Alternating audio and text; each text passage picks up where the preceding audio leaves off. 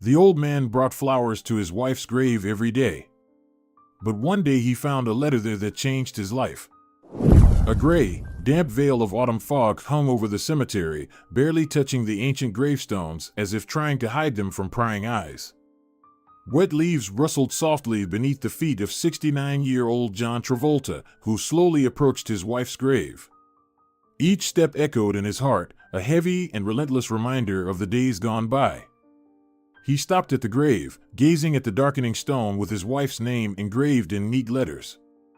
The stone seemed like the only bright spot in this somber place where old trees bowed their heads in mournful silence.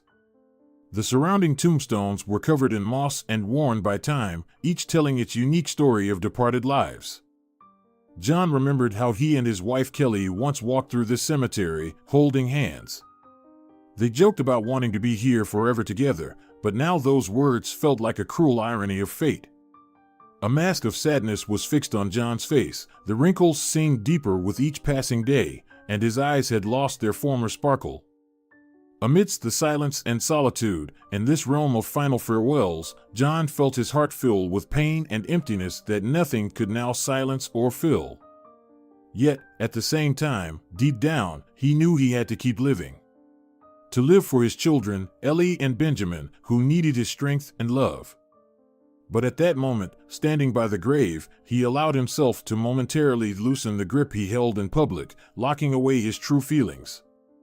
Only here could he permit himself to feel the fatigue, sadness, and loneliness he had long concealed from everyone. Here, among the silent witnesses of departed lives, he could afford to be weak, to be a person who loses, suffers, and loves. Kelly had been everything to him, his wife, the mother of his children, his inspiration, partner, and friend. She provided warmth in their home, was always tidy, followed various diets, yet forgave John when he and their son raided the fridge at night. They had been married for nearly 30 years, and losing her was simply unbearable. His tears had long since dried, leaving only an indelible pain and emptiness. He had once been a handsome man. Women around the world adored him. But now he resembled a gray, stooped old man, with only a little time left before joining her in a grave of his own. "I brought your favorite flowers," his voice barely held the pain, and each word felt like a knife cutting through his heart. He gently placed the bouquet on the cold marble, as if afraid to disturb her rest. "Why did you leave so soon?" John whispered, and those words echoed in his soul. Tears streamed down his cheeks, mixing with the raindrops that had begun to fall, as if the sky shared in his grief. He ran his hand over the gravestone, recalling every happy moment they had shared and every promise they hadn't fulfilled. The world seemed empty and meaningless without her, and he could not come to terms with her sudden loss. In John's memory, vivid scenes from his life with Kelly surfaced like bright but distant lights. He first met her on a film set, where she instantly captivated him with her spontaneity and liveliness. She was like a whirlwind that had swept into his orderly life, young, beautiful, with a gentle smile that never left her face. Her hair shimmered in the sunlight with shades of gold, and her eyes resembled a clear summer sky. He recalled her in that very way on New Year's Eve in Switzerland, when, amidst the chimes of the clock and the bursts of fireworks, he knelt and proposed to her. Kelly said yes with such enthusiasm and joy that the world around them seemed merely a faint reflection of their love. They could have married at any time, but instead, they first went on a honeymoon to the Caribbean, where, amidst the warm sea waves, the whisper of palm trees, and the soft caress of the breeze, they conceived their first child. Those days were filled with tenderness and carefree joy, and their love felt endless. Upon their return, they had a wedding in Paris, a city that had become a symbol of their passion. However, upon returning to the U.S., they encountered a bureaucratic error that necessitated a second ceremony in Daytona Beach, Florida. This incident added a touch of comedy and lightness to their relationship, which had always been a part of their interactions. Years passed, but in his memories, Kelly remained as young and beautiful as on the day they first met. Her laughter, her carefree attitude, and her love for life made each day they spent together bright and unique. Now, standing at her grave, John realized how deeply he missed her, how he longed for her voice, her touch, her laughter. and although the pain of her loss was unbearable, he knew that through their children, a part of Kelly was still alive in this world. Now, if you could see me, you'd probably put 2 fingers in your mouth again. Remember how you did that at home when you saw me naked standing by the mirror and decided to shame me that way, the man said, smiling through his tears. Back then, I lost 11 extra pounds just to keep you liking me. The air was filled with the scent of fresh earth and late autumn flowers that John had planted by the grave. These flowers, like his memories, adorned this somber corner of the cemetery, making it something more personal than just a place of final rest. And remember Jetta, our firstborn. How I wish I could believe he's here with you now, his voice faltered, and tears glistened in his eyes. How much sorrow we had to endure, illness, and even the death of our son. But you were always strong and supported me no matter what. John and Kelly's firstborn, Jet, suffered from a rare illness, Kawasaki syndrome, which causes inflammation of the blood vessels. A tragic accident occurred when Jet was 16 years old while the family was vacationing in the Bahamas. On that dreadful morning, Jet went to the bathroom, where he had another episode. He fell and hit his head. Despite efforts to save him, he passed away in the ambulance before reaching the hospital. The family was devastated by his loss and sought therapy for many years. John paused, allowing past emotions to intertwine with his current state of grief and loss, mingling with the warmth of memories. I'll come again tomorrow and tell you about our children. They miss you so much, and I miss you too. He continued. Ellie is finishing university, you know? She's so much like you, just as determined and talented. And Benjamin, he started playing football, and he's really good at it. Tears quietly streamed down his cheeks as he spoke about his children, his loss, and the impossibility of sharing these moments with Kelly. These moments at the grave were his way of keeping the connection with her. They had become a living thread that still held him to the world of the living. As John finished, he said goodbye to Kelly, stood up, and slowly walked along the narrow path between the graves, each step measuring the time until his next visit, when he could once again feel close to his beloved. These visits to the cemetery were his ritual, a way to remember and feel that the love they shared was still here with him, and every whisper of the wind and every ray of the setting sun. As he walked the familiar path to the cemetery exit, John continued to think of Kelly. In his thoughts, she came alive again, spirited, full of ideas and energy. Kelly was always the one who inevitably led to adventures. In every situation, it seemed she sought and found opportunities for action, even if it meant getting into trouble. For instance, before Kelly even got her driver's license, she borrowed her grandfather's car and went for a drive with one of her friends, in search of adrenaline and excitement. Their journey began like a dream, deserted roads, wind in their hair, and a sense of absolute freedom. In every moment of rebellion and exhilaration, they felt like the whole world was at their feet. However, this ecstasy quickly turned into horror when Kelly, overestimating her driving skills and underestimating the car's speed, failed to notice an approaching cliff. At the very last moment, as the car was almost flying off the edge, Kelly reflexively jerked the wheel and slammed on the brakes. The car flipped several times before coming to a stop, leaving them in shock and with a sense of wonder at what had just happened. Fortunately, both Kelly and her friend survived, though they were shaken by the experience. Immediately after the accident, realizing the gravity of her actions and the possible consequences, Kelly concocted a convincing story for her parents. She confidently claimed that she had tried to avoid a collision with a speeding truck that had suddenly veered into their lane. This story seemed plausible enough to deflect suspicion, and her parents believed her. Her resourcefulness and determination always impressed John, especially when she demonstrated them under the most unexpected circumstances. He remembered how, once as a child, she had remained calm and collected while lost in the maze-like streets of Beirut. Instead of panicking, little Kelly found a woman who worked at the American Embassy. With unshakable confidence and clarity, she told the woman the address of their hotel, which she had remembered as soon as their family checked in. It was a moment full of tension and fear, which she turned into a success story, returning to her tearful and frightened parents who were at a loss for what to think. Every step John took on the wet grass stirred memories of how Kelly turned every challenge into an adventure and every puzzle into an opportunity to prove her independence. She always found a way out of the most difficult situations, confirming that life with her was never boring. As John stepped through the cemetery gates, he recalled a day that could have been their last. It started as an ordinary day with the pleasant anticipation of a holiday. They were heading to Maine to celebrate Thanksgiving with their 7-month-old son, Jet. John, an experienced amateur pilot, decided to fly the plane himself. They took off on a clear but frosty morning as the sun was just beginning to pierce through the thin strands of mist. The flight was smooth, and John had begun to relax at the controls when suddenly, out of nowhere, a commercial airliner appeared.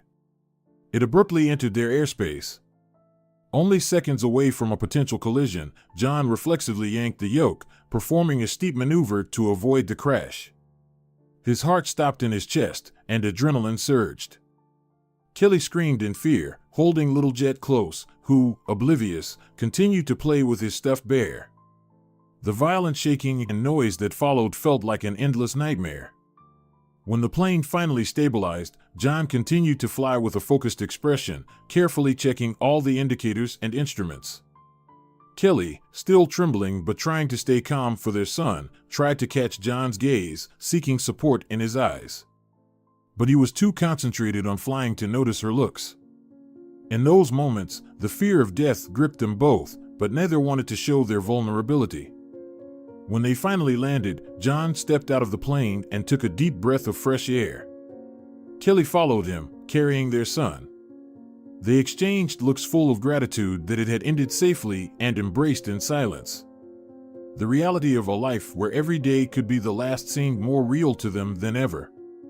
This event became one of those moments forever etched in their memories, reminding them of the fragility of life and the importance of cherishing every moment spent together. When John entered his home, filled with the silence of the twilight evening, he was greeted by 12-year-old Benjamin. Standing at the threshold, the boy looked at his father with dark circles under his eyes and a hurt expression on his face. "Where have you been?"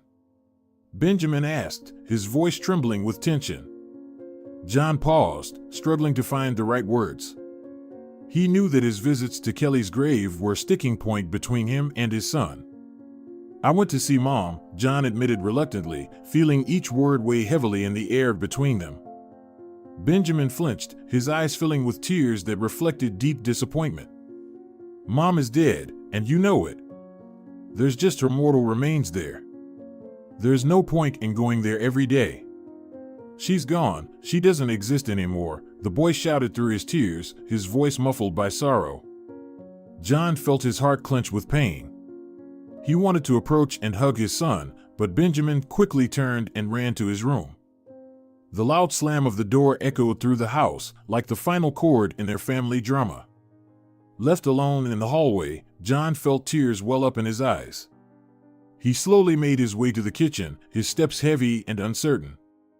He took the kettle, filled it with water, and placed it on the stove. As the water began to heat up, John stared blankly through the kitchen window. "What if she is still here? What if we were wrong?" he whispered to himself. The thought that Kelly might be somewhere nearby gave him a sliver of comfort. "I wish she were here again," he continued to talk to himself as the kettle slowly came to a boil. This moment of solitude in the quiet kitchen was filled with bitterness and hope, mixed with a deep sense of loss. Despite Benjamin's despair, John could not let go of the belief that each of his visits to the cemetery was not just a tribute to her memory, but also an attempt to find a thread connecting him to Kelly in this merciless world of absence. The next day, John returned to the cemetery. He felt the crunch of fresh grass underfoot, and the morning breeze played in the branches of the old oaks, creating a soft melody of nature. Approaching Kelly's grave, John slowly knelt down, touched the cold stone, and began to speak softly, as if expecting her to hear him. This time, he told Kelly about their children. His voice trembled as he spoke of the little and big successes of Ellie and Benjamin, and how they were coping without her. "You always said he would become an athlete," John said with a smile, "and you were right. He's as determined as you were. Then, after a moment's hesitation, he described their evening meal, macaroni and cheese, which Benjamin especially loved, and a salad Ellie had learned to make from one of Kelly's recipes. "You'd be proud of how she's keeping up your culinary traditions," he said with a faint smile. As he spoke about this, John felt his grief mix with a sense of comfort. He knew these conversations had no meaning in the usual sense, that there would be no reply, but it eased him to think that he was sharing these moments with Kelly, that she was here with him, even if hidden beneath the layer of earth. "So much is happening, and I just want you to know that you're still a part of our lives," he finished quietly, placing a fresh bouquet of her favorite flowers on the grave. He sat there for a while, listening to the wind, thinking about the past days, until the sun began to rise higher, bathing the old gravestones in the golden light of the day. Months had passed since Kelly's death, but for John, time seemed to have stopped. Each morning, regardless of the weather, whether clear skies or gray rainy clouds, he put on his old coat and went to the cemetery. This daily routine had become his way of maintaining a connection with Kelly, a way to continue living despite the painful sense of loss. Arriving at the grave, John would usually sit on a small folding chair he kept under a tree near the cemetery. He would start a conversation with Kelly as if she were still with him. In these talks, he reminisced about the wonderful moments they had shared. He told her how Ellie had finally completed a project she had been working on for weeks, and how Benjamin had won his first chess game and scored another goal. These stories were filled with details, fleeting joys, and pride in their children. John also shared his plans with his wife, which now seemed less important than before. He talked about how he planned to redesign the garden or how he wanted to paint the fence around the house. Each task and plan seemed to help him feel needed, to maintain a sense of normalcy in his new and unfamiliar solitude. John had also taken up cooking, a passion they had shared. He talked about new recipes he had tried to master. Recently, he had learned to make Thai curry and French macarons, dishes that Kelly would probably have enjoyed. He described how he whisked cream, carefully selected spices to achieve the perfect flavor, and how sometimes it didn't turn out quite as he had planned. These moments spent by Kelly's grave were for John not just a way to cope with his grief, but also a way to share his life with her despite her absence. Each time he left, he would leave something symbolic on the grave, a small bouquet of her favorite flowers, a photo of their children, or a page from a cookbook. These small gestures helped him feel that Kelly was still a part of his world. Yet, he couldn't stop thinking about her, reminiscing about her remarkable nature and constantly marveling at the unconventional decisions she had made in her life. For instance, when Kelly aimed to climb the Hollywood career ladder, she soon faced an unexpected obstacle. Her real last name, Paltsis, proved difficult to pronounce. Some viewers, trying to pronounce her name, distorted it beyond recognition, sometimes even calling her Kelly Taz. This comic but irritating mishap did not help her success, and Preston realized that changes were necessary for career advancement. Deciding that a new surname might be the key to success, Preston thought about how to choose the right one. She came up with the idea of gathering a full room of colleagues and crew members on the set and asking them to have an impromptu brainstorming session. She asked everyone present to shout out surnames starting with P, hoping that among the many suggestions, she would find the perfect one. The room buzzed with excitement, and suggestions came pouring in one after another. Preston listened attentively to each option, trying to sense which one suited her best. When someone shouted, "Preston," she felt a strange but pleasant sensation. It seemed like the name fit her perfectly. With a smile on her face and confidence in her eyes, she made her decision. Her stage name would henceforth be Kelly Preston. This change turned out to be fateful. The new pseudonym not only made life easier for her fans, but also brought luck in her career. Preston wore the name with pride, remembering the day on the set when she took a step toward her dream.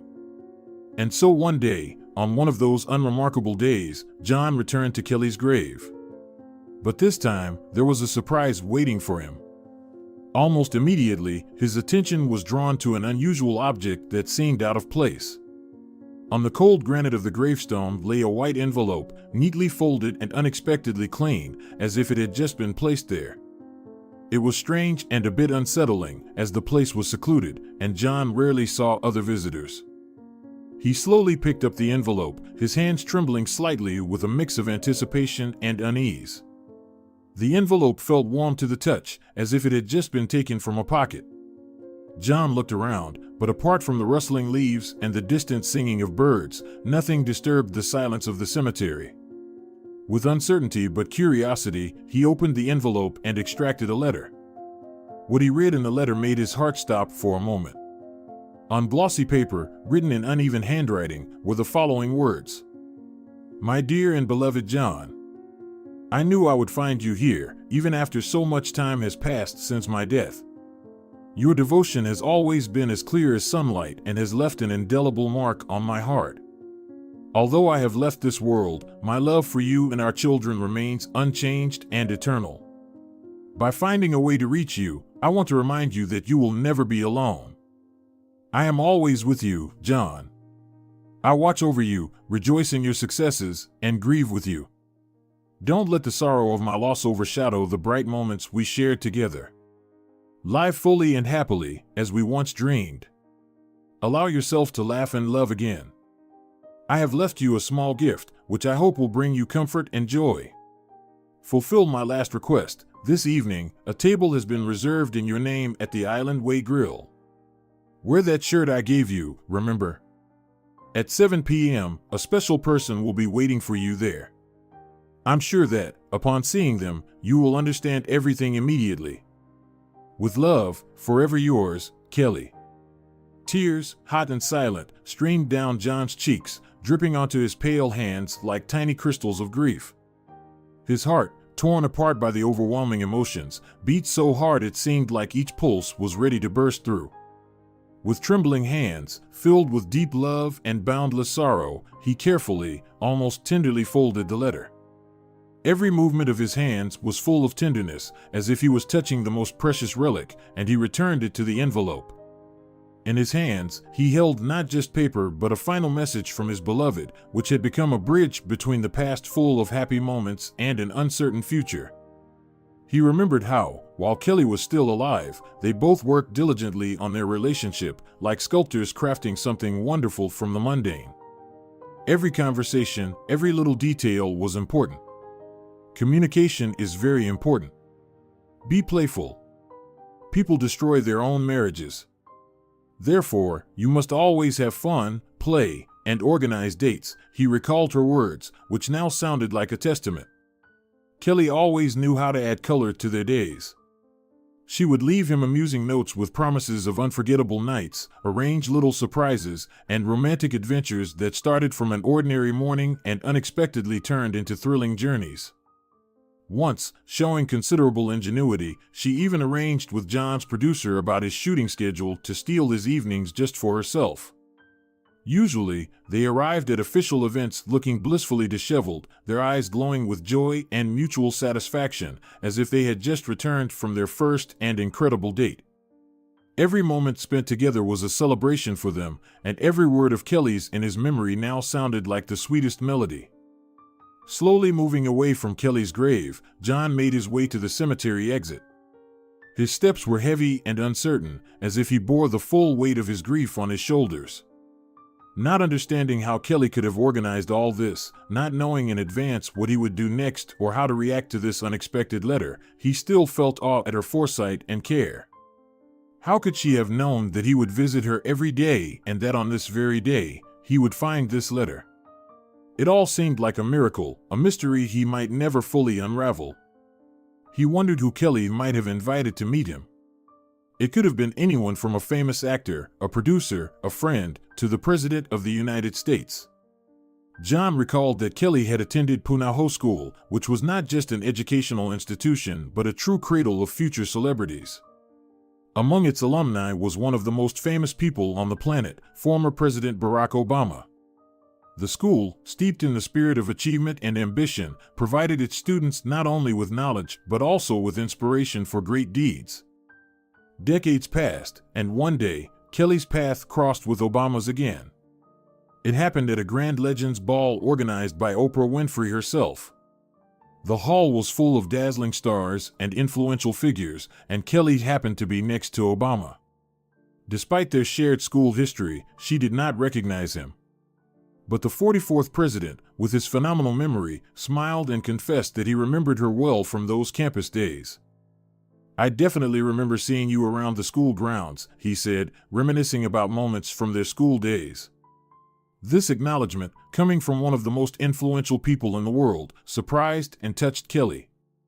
In that brief but rich encounter, it was as if their past and present converged, highlighting how remarkably fates can intertwine on the path to greatness. That evening not only confirmed past success, but also symbolized how school years can leave an indelible mark on life, connecting people even decades later. Walking home through the cold, almost deserted streets, John reflected on his life with Kelly. She knew him better than he knew himself. She anticipated his need for support and love even after her death. "She knew me far better than I ever could have guessed," he whispered to himself. These words, spoken aloud, filled him with a mix of longing and peace. When John entered the house, where every item reminded him of Kelly, he felt his soul fill with a quiet sadness mingled with gratitude. He realized that the letter was not just a memory but a reminder that Kelly's love for him was still alive, that she continued to care for him even from another world. This message had changed him, altering his view of grief and loneliness. He now knew he was not alone on his path and that the love they shared continued to support, guide, and inspire him each new day. At home, John turned on the hot water and stepped into the shower, letting the warm water wash away the day's tension and the confusing mix of emotions that had enveloped him after reading the letter. After the shower, he felt somewhat renewed, ready to face whatever this evening's adventure had in store. He approached the wardrobe and carefully opened its door. On a hanger in the back was the shirt, the very one, simple yet exquisitely tailored. It had been a gift from Kelly on their last anniversary. He hadn't worn it since then, keeping it as a precious relic embodying the essence of their shared memories. Gently taking the shirt in his hands, he brought it to his face. The fabric was soft, and it seemed as if the faint scent of her perfume, those very ones Kelly had worn in the final months of their life together, still lingered in the air. The barely perceptible fragrance instantly transported him back to those carefree moments when they were together and happy. As he smoothed out the shirt's fabric, each movement of his hands reminded him of Kelly's touches. In his imagination, she came to life again, and he caught the sincere look with which she had given him this gift. John's heart ached with the bitterness of loss, but at the same time, he felt a deep gratitude for the moments of joy they had shared. He put on the shirt, buttoned it up carefully, and looked at himself in the mirror. "Where are you going?" asked the surprised Benjamin when he saw his father meticulously adjusting the collar of the shirt. "I have a meeting at a restaurant tonight." "Your mom, she asked me to go there today," John replied calmly, meeting his son's gaze through the reflection in the mirror. "Mom's dead, Dad," exclaimed his son, bewildered. "Have you completely lost your mind? She couldn't have asked you to go somewhere today." "She could," John replied quietly, stepping away from the mirror and handing Benjamin the white envelope. Still skeptical, Benjamin took the letter and examined the handwriting carefully. "Yes, it does look like her handwriting. She was always so unpredictable," he smiled, as if recalling some inside jokes they used to share with their mom. Seeing Benjamin's face darken as he read the letter, John approached him and gently placed a hand on his shoulder. "Thank you, son. I'm sure Mom's surprise for me will be as pleasant as always," he said softly, feeling tears well up in his son's eyes. "Yes, she always knew how to surprise us. And it seems like even now she's found a way to do it," John whispered, trying to ease the tension. Finishing the letter, Benjamin suddenly jumped up, trying to hold back his emotions. "All right, Dad, it's time for you to go, or you'll be late. Don't keep Mom waiting, even if it's just her last surprise for you." Their final embrace was warm and strong, filled with love and understanding, like a bridge between the past and the future that Kelly had so elegantly helped to build, even in her absence. John arrived at the Island Way Grill restaurant, feeling a mix of excitement and nervous anticipation.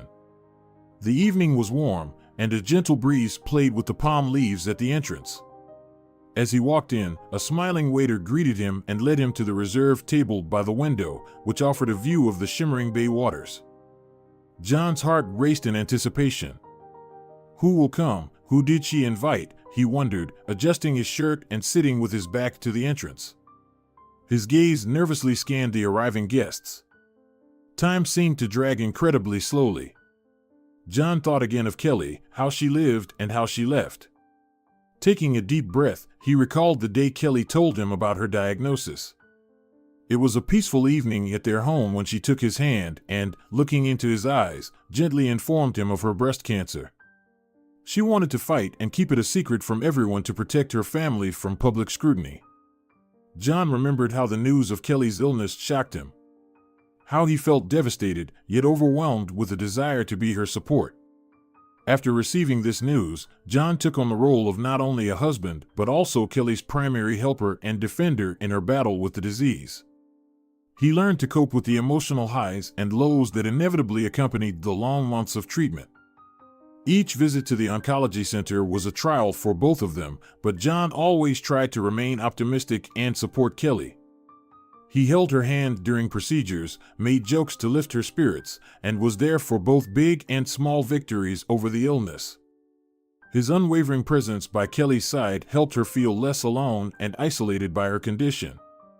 John was also actively involved in discussions with doctors, striving to understand every aspect of the treatment and its potential effects.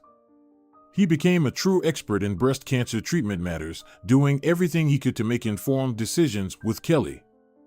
Unfortunately, despite their combined efforts and hopes, the illness continued to progress. In the final months, when it became clear that the outcome was inevitable, John focused on making each day filled with love and care. They spent their time together reminiscing about their long life together, joyful moments, and planning to make their remaining time as comfortable and peaceful as possible. Sadly, despite the doctor's efforts and her indomitable will, the disease continued to advance.